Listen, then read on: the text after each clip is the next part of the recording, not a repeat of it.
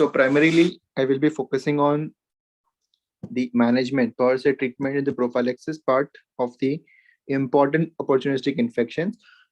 Like I have deliberately not covered those infections which we commonly encounter, like say like hepatitis B, hepatitis C. They are also opportunistic infections, but per se their management is always discussed separately.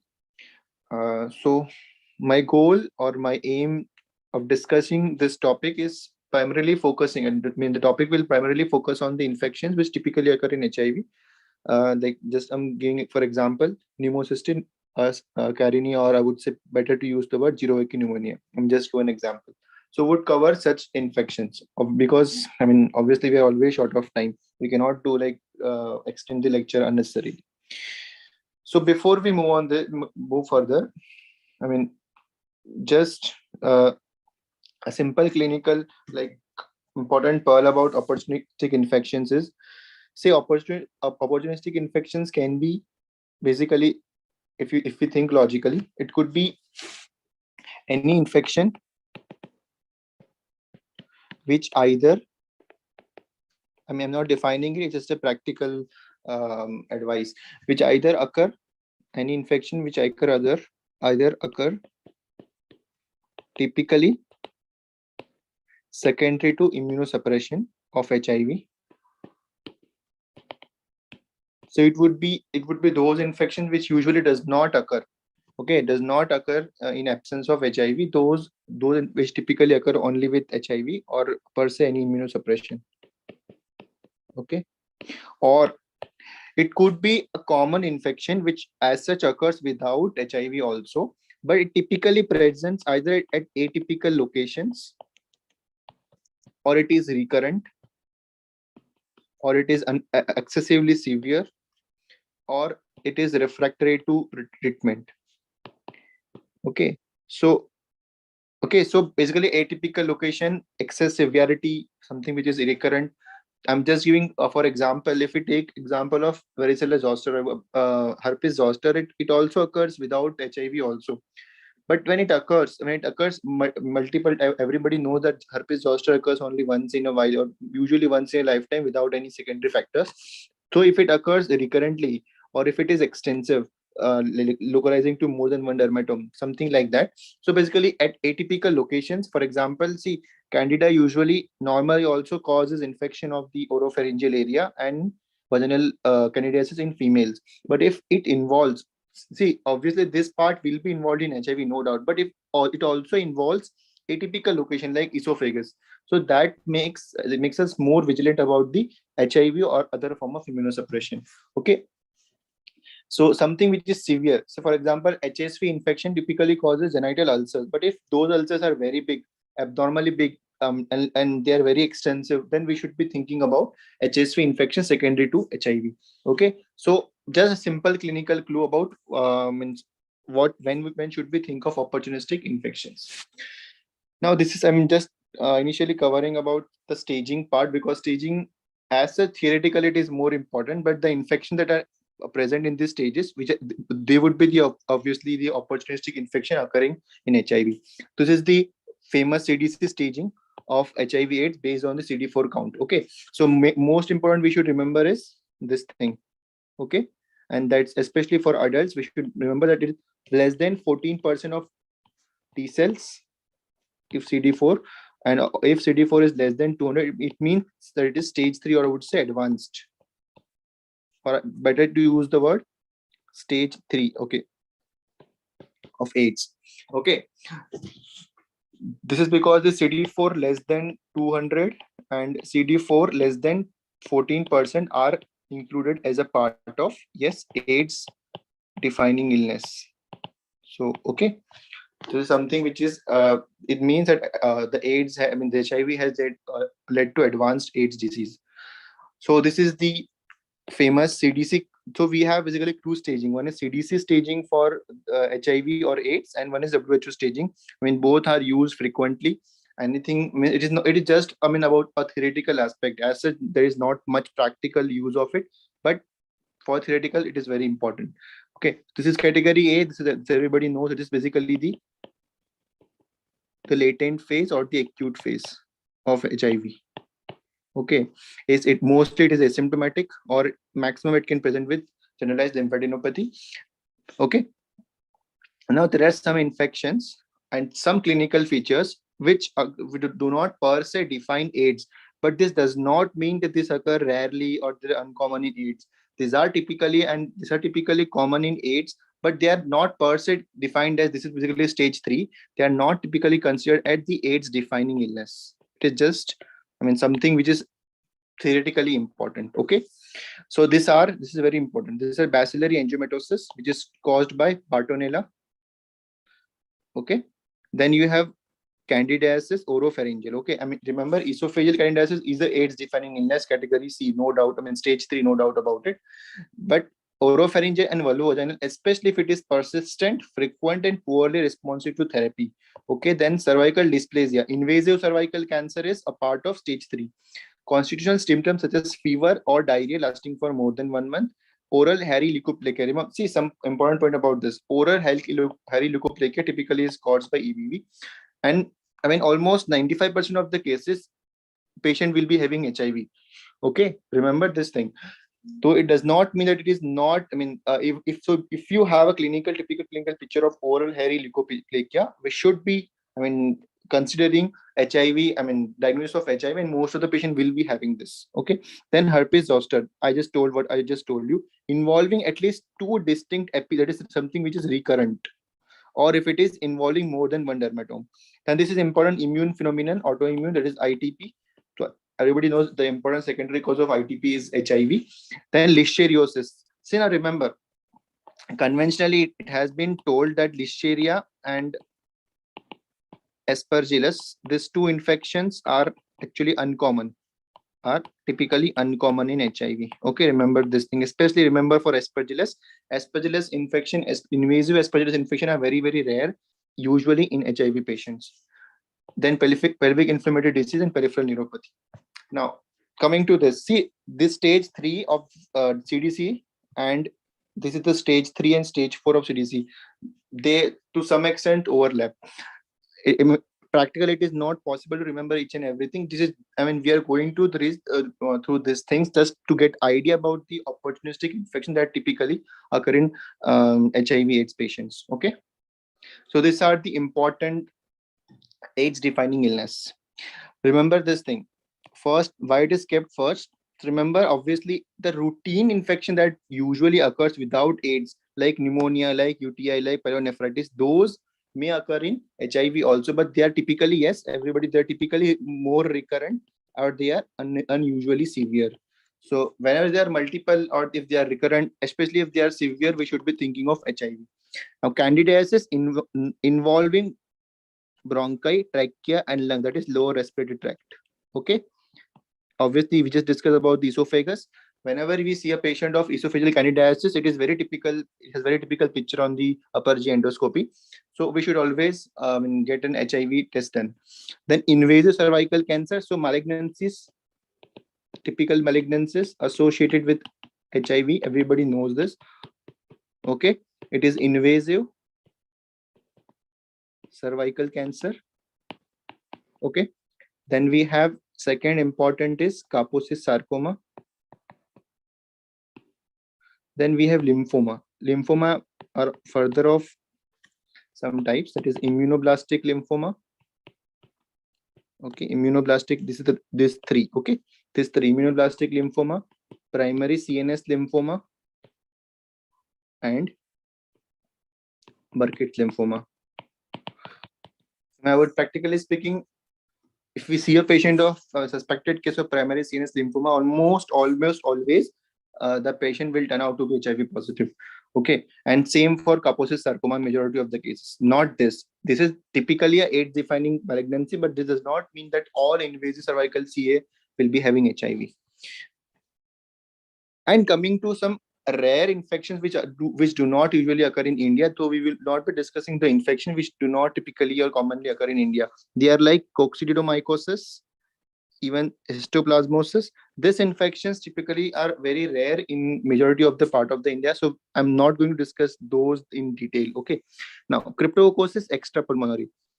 So remember, pulmonary cryptococcosis can occasionally involve patients, those who are not having AIDS also. So major form of this is, it is usually CNS involvement. Typical involvement is CNS. Okay. Same way, cryptosporidiosis, which usually manifests as chronic diarrhea. CMV. Now remember this thing. CMV can involve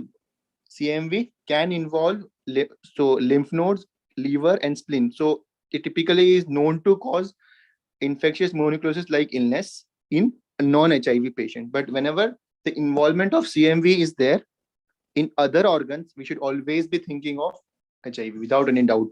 So typically, any organ apart from these three. So most important is, without any doubt, CMV retinitis. We'll be discussing that. Then HIV encephalopathy, I just told you this. Herpes simplex is typically a AIDS-defining illness only if it is having abnormal feature like chronic ulcer, more than 1 month duration, if it leads to LRT, that is bronchitis, pneumonitis, or esophagitis. Okay. Same way, isosporiasis, we just discussed this. Now coming to this, Mycobacterium avium complex, or any person non-tuberculous mycobacteria, especially if they are disseminated or extrapulmonary. Pulmonary is not considered a defining illness. Okay, though this obviously pulmonary involvement with NTM, that is atypical mycobacteria infection, can occur without HIV. Okay, now Mycobacterium tuberculosis of any site. Okay, so now this is very important. Okay, only among adults, adolescents, and children age more than 6 years. In less than 6 years, pulmonary is not considered as a AIDS defining illness. Disseminated or extrapulmonary, everybody knows this is nothing like new for anybody. Recurrent pneumonia, it's just a part of this recurrent bacterial infections, including pneumonia. Pneumocystis jirovecii is very typically a AIDS defining illness. PMFL, which is typically caused by a JC virus. Okay, I would say many patients do come with this progressive multifocal leukoencephalopathy. It has typical MRI picture, and when we retrospectively check the HIV, the patient will definitely turn out to be HIV positive. And Salmonella septicemia, especially if it is recurrent, especially if it is non-typhoidal. Okay, not a typical Salmonella typhi. Toxoplasmosis and wasting syndrome. This is very self-explanatory. So currently, based on the CDC classification, based on these two things, A, B, C, a stage of the CDC. So it has been named as A, B, and C. Okay, this is A, B, and C. AIDS indicator condition, asymptomatic. I just told this. We just discussed. This is the category 1 of CDC. This is the 2, and this is 3. This has been renamed as A, B, and C. So not very important. This is A1, B1, C1. This is just to the theoretical part. Okay, not going into much detail. This is a WHO staging. It almost is same as the CDC, but has additional many manifestations like recurrent oral ulceration, angular cheilitis, PPE, fungal infection, seborrheic dermatitis. Okay, and weight loss less than 10%. It is more than 10%. Okay, so you have additional these things which we need to remember without any doubt. These are almost the same as that is in the CDC. Now, more importantly, we should be understanding which opportunistic infection occurs at particular level of CD4 count, though it does not always correlate, but it usually correlates. So whenever we see, just to understand, whenever CD4 count of less than 50, we should be typically thinking of MAC, yes, Mycobacterium avium intercellular infection. Okay, and second, we should be thinking of CMV retinitis. These two are the most important infection. When the CD4 is less than 100, in additional to this, we have to also think of toxoplasma and CNS lymphoma. Okay, so this is very important. And when it is typically less than 200, the most important that should come in our mind is pneumocystis pneumonia. Okay, so remember these things. See, at around 500, which was the very earlier cutoff of treating the patients, around 500 or 400 to 500, this common infections do occur. Even do remember this Kaposi sarcoma, hairy leukoplakia, vaginal candidiasis, herpes zoster, HSV, tuberculosis, bacterial infections.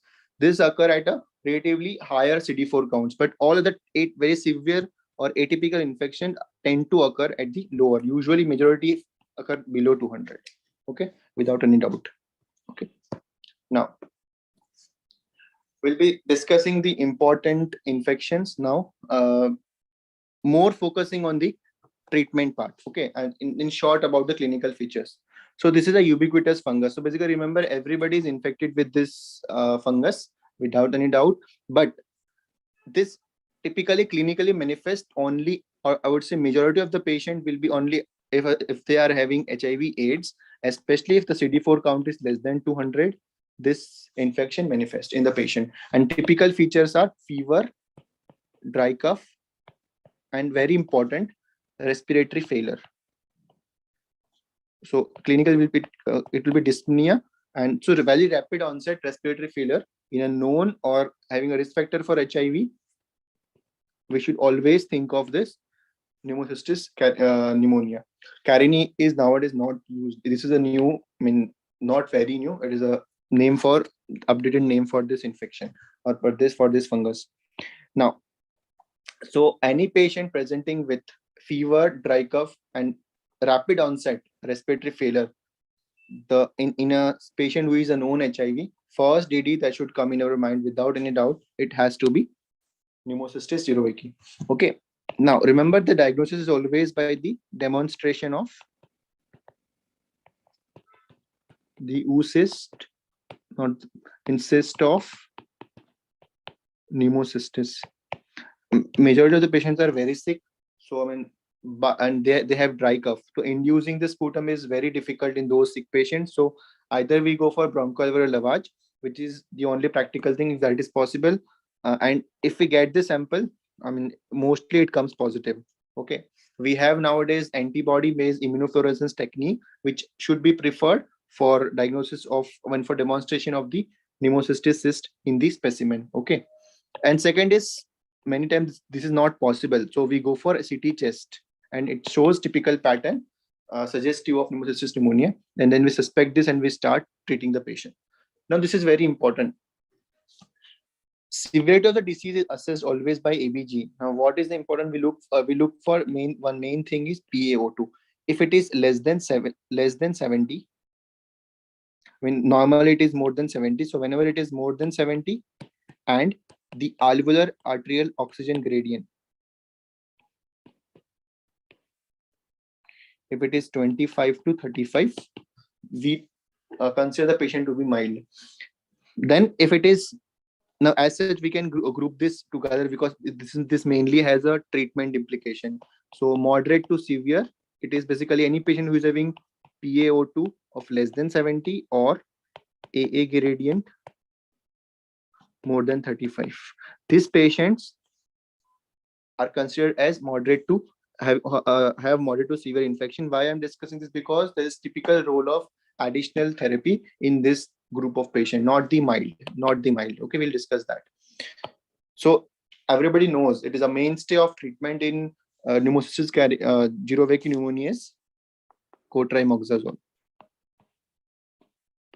Okay, the dose is a typical dose. Everybody knows that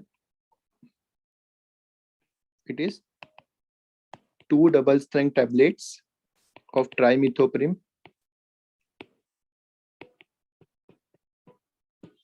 sulfamethoxazole, 6 to 8 hourly, and the duration of treatment is 21 days.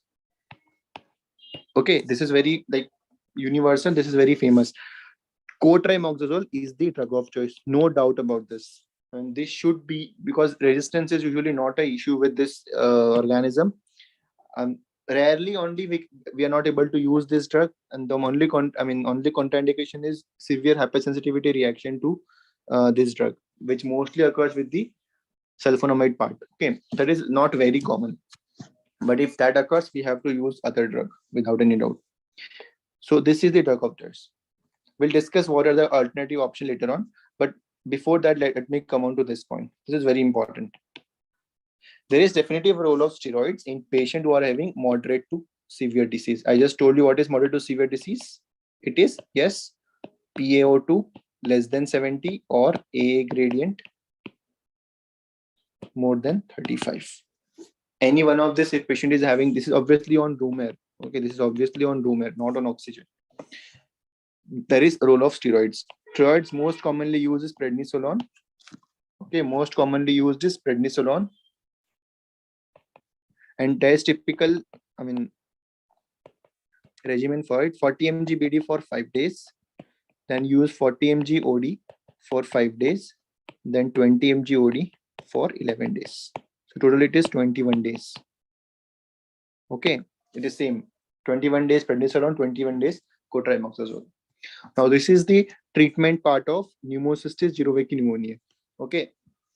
Say for example, if patient is able to take oral prednisolone, we can use methyl prednisolone 75% of dose. So it will be basically 30 mg of methylprednisolone in place of 40 mg. Okay, that's the only difference. This can be used IV or oral both. So I hope this is very, very clear. Now, what if we are not able to use cotrimoxazole? And without, there's no role of alternative treatment if you can use this. Only if this is contraindicated, we use other drugs.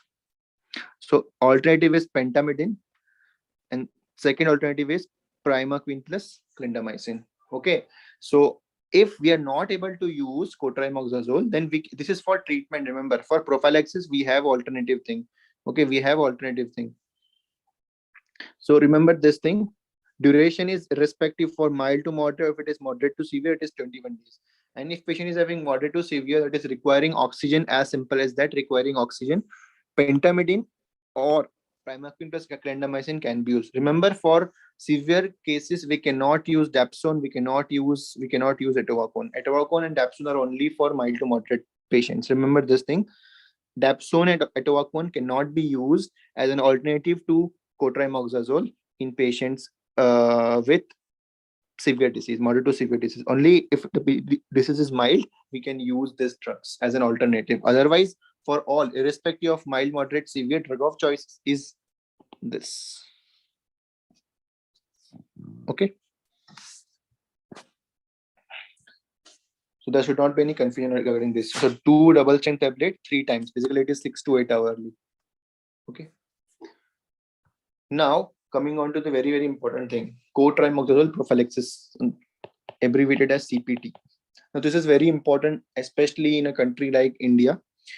See, remember the role of this cotrimoxazole prophylaxis therapy is not just for this. So remember, how does it help? It not only reduces, it is per se specific prophylaxis for pneumocystis pneumonia and toxoplasmosis. But remember, it also reduces bacterial infections. It also decreases the risk of malaria.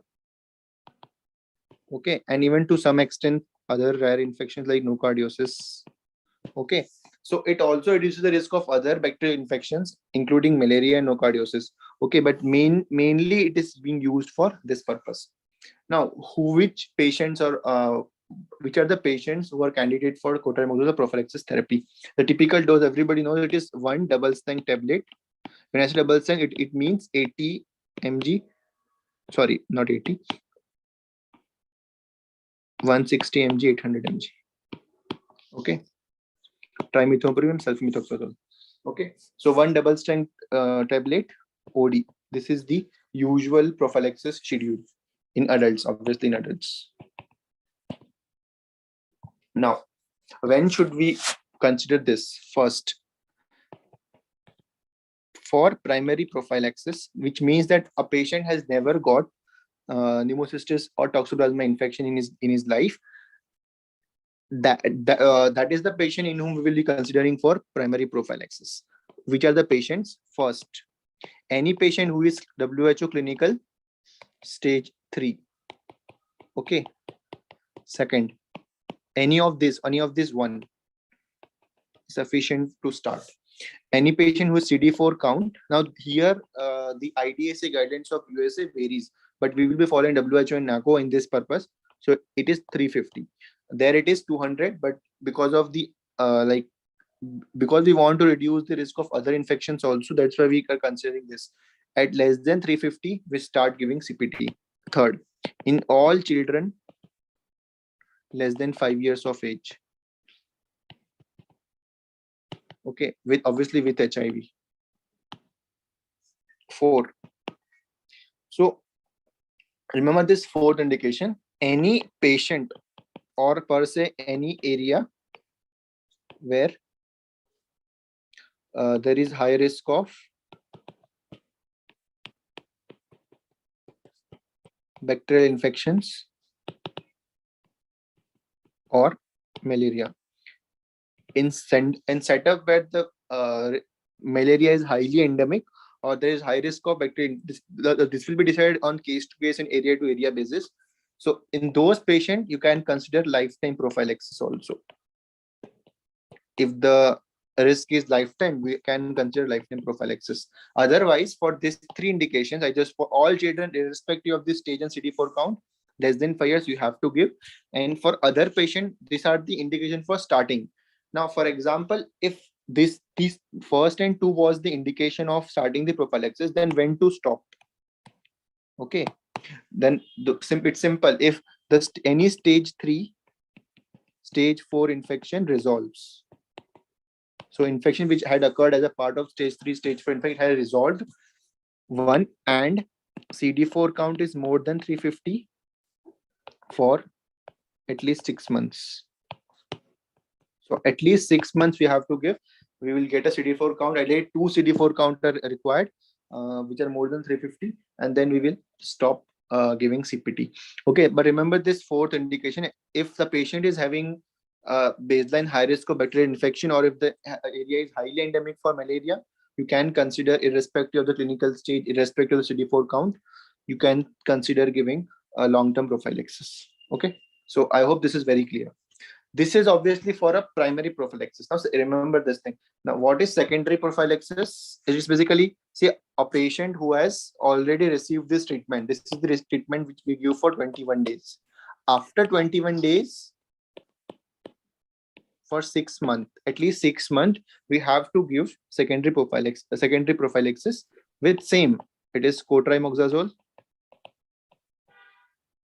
1 double strength tablet OD. Okay, we have alternative in the form of atovaquone, dapsone.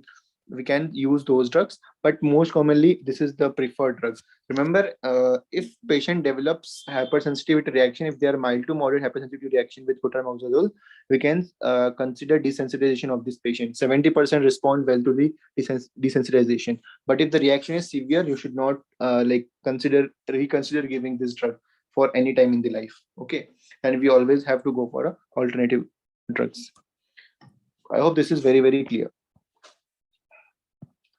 Now coming on to the next, cryptococcal infection. Now, obviously, these 2 infections have to be discussed in detail because these 2 have much role for primary and secondary prophylaxis. That's why I've taken more time for this. Then we have cryptococcal infection. So everybody knows the organism is most commonly Cryptococcus neoformans, and mostly it involves CNS. Okay, it does not present with typical meningitis, but it typically has a subacute to chronic manifestations. Very rarely it is acute. It is mostly subacute to chronic. And diagnosis requires, now here comes very important part. Diagnosis always requires demonstration of, see, remember this is I want to discuss one thing before going on to diagnosis. See, remember there will be some patients who will be having features of very raised ICT, who will be having papilloedema where you don't want to do lumbar puncture. In those cases, and if we have a suspicion for cryptococcal infection, then what to do? Okay, second scenario is we have suspicion for this cryptococcal infection, but lumbar puncture is, either it is not possible to do, or the CSF studies are like you're in the area where CSF studies are not possible. Okay, when I say CSF, it means CSF, either it is cryptococcal antigen or it is India Inc. India Inc is not the preferred one. It is always cryptococcal antigen test. We should be going for this only if it is available. If it is not available, we can go for India Inc test because its sensitivity is low. India Inc sensitivity is, as compared to cryptococcal antigen, it is low. Now, what to do if we are not able to get the CSF sample, either because of its contraindication or because of the non-availability of expertise? whatever may be the reason for not getting CSF or not doing lumbar puncture.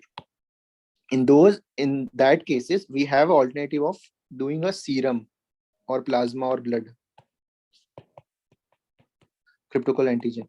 Remember, this is approved for use. This is nothing new. This is approved for use. We can use this, and this has even additional use for screening purpose. We will like look onto it later on.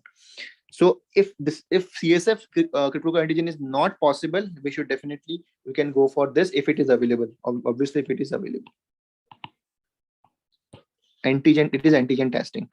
Okay, so if it is positive and if the clinical picture is suggestive of like something CNS involvement, then you can definitely treat the patient as having cryptococcal meningitis. But this is not the ideal scenario. Okay, I mean, this is not the ideal scenario. I mean, ideally we should get a CSF sample and try to prove it this CRAG or cryptococcal antigen positive in the CSF. If CRAG is not available, we can use India ink. Culture is not a practical because it takes at least 7 to 10 days, and we cannot wait for 7 to 10 days for the culture to become positive or negative. We cannot wait for that. So I hope this is very, very clear. Now, I will just discuss this again. So if we have the settings which has already access to lumbar puncture and CRAG testing is available, then without any doubt, we will start this and initiate treatment if it is positive. We'll look on to when to start ART in this. We'll look on to this thing afterwards. If lumbar puncture testing is available, there is no CRAG testing available. So in that case, I just told we can go for India ink preparation. Okay, and initiate treatment for cryptococcal disease if it is positive before starting ART. Now remember, there are 3 typical indications where you do not start ART along with this. Specific infection treatment. Those 3 indications are any patient who is having TB meningitis,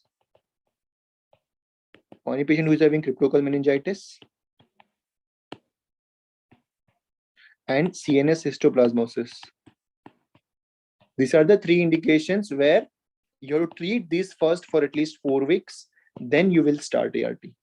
It is this is variable. It can be anywhere from 4 to 10 weeks. It is variable from place to place, and it is very variable. But at least 4 weeks you should wait for. For the response to occur with the specific therapy of this particular diseases.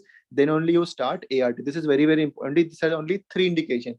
For rest of the things, you can start ART as early as possible within first 2 weeks of diagnosis of any other infection. Rather, for some infections, ART is the treatment. For some opportunistic infections, say like for example, cryptosporidiosis, starting or giving the ART, and if the CD4 count improves, the patient will completely improve. There is no need of specific test, specific drug therapy.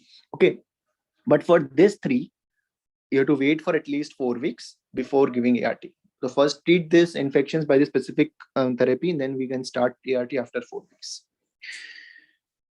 Okay, now if there are settings where lumbar puncture is available, but it is clinically contraindicated. Okay, but CRAG testing is available. I just told you, if CRAG testing is available, then what we will do? We will do this. Okay, rapid plasma, serum, or whole blood cryptococcal antigen assay will be doing. If it is positive, we'll start something called as preemptive antifungal therapy. Now we'll be discussing this afterwards. This is part of prophylaxis. Okay, we'll discuss afterwards. So I hope this is very clear. So your typical CNS manifestations in a patient who is a known case of HIV, and diagnosis is typically by the CRAG or the India ink preparation. And if it comes positive, we have to treat the patient. The treatment is typically divided into 3: induction, then you go for consolidation, just like we treat some of the malignancies, and then you have something called as maintenance. Maintenance is better called as secondary prophylaxis. Okay, so this is the main thing: induction and maintenance, induction and consolidation. Okay, now remember, if we go by the standard USA guideline for this, it is a bit different as compared to guidelines made by WHO, which are more suitable for the resource poor areas. Okay, including India. So ideal is 2 weeks. 2 weeks of drug of choice is always going to be, most preferred is this liposomal amphotericin B, because of low risk of nephrotoxicity. Everybody knows this. Plus, it has to be 5-flucytosine. This has to be combined in absence of contraindication. This has to be used. Usually the dose is 25 mg per kg per dose, 6 hourly. And for this, the dose is, it is a bit variable, 3 to 4 mg per kg per dose. This is obviously for liposomal amphotericin B. 3 mg per kg per dose is sufficient. Not even 4 required. It's usually 3. It is usually 3. Okay. Remember this induction. This is the preferred as per US guidelines. But when we look for when we like go through the WHO guidelines, what they say is there is short course regimen, short course induction regimen, and that short course induction is only by this. Remember, it is not no other drug. It has to be amphotericin B deoxycholate, not liposomal amphotericin B. 1 week treat, because studies have been done only for amphotericin B deoxycholate, not for liposomal amphotericin B. Please. So if we are using liposomal amphotericin B, it has to be for 2 weeks. But if it is for amphotericin B deoxycholate, in those scenario, we can use for 1 week. This is the induction. Okay, and the dose is typically, see here it is mentioned 0.1, it is 0.7 to 1 mg, 0.7 to 1 mg, 0.7 mg per kg is dose is sufficient. Okay, 0.7 to 1 mg per kg per day. It is usually single dose every day. And flucytosine have to be used into 4 divided doses for this. Okay. Now this is the most preferred regimen as per WHO. I told you as per US guidelines, it is 2 weeks of liposomal amphotericin B plus 5-flucytosine. Now, what if liposomal amphotericin B or no amphotericin B is available? But that should not be the scenario in which we are in. But in general, we should have amphotericin B. But let's suppose we do not have amphotericin B. Okay, what we will do? So this alternative is, this is never a preferred, this is only alternative. If we do not have amphotericin B, no preparation of amphotericin B is available, then what we can do is we can go for 2 weeks of high dose fluconazole. This is the high dose 1200 mg per day fluconazole. So in general, fluconazole has role for consolidation and the prophylaxis or the maintenance part. But in very rare scenarios where amphotericin B is not available at all, we can use high dose of fluconazole plus flucytosine.